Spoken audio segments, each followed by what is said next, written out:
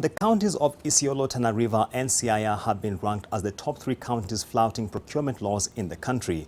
According to a report by the Public Procurement Regulatory Authority, none of the 30 county governments assessed have been complying with the procurement law.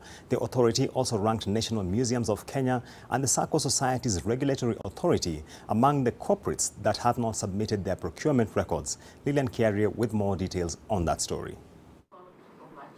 The report by the Public Procurement Regulatory Authority outlined 12 counties and 9 parastatals which are flouting public procurement laws. The performance of Kilifi, West Pokot, Kitui, Kajiado, Elgeyo Marakwet, Garissa, Machakos, Tharaka Nithi and Marsabit County was also below 50%. Lack of procurement plans.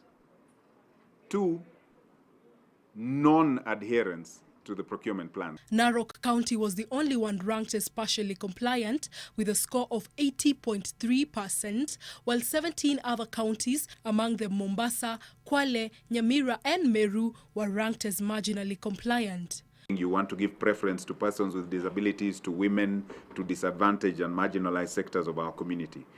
How is that person going to survive if they actually succeed in a tender, win government business at whatever level, and then they are starved of money for 3 years? The report for the 9 months between June 2018 to March 2019 ranked the National Museums of Kenya and the Circle Societies Regulatory Authority among the state corporations which were non-compliant.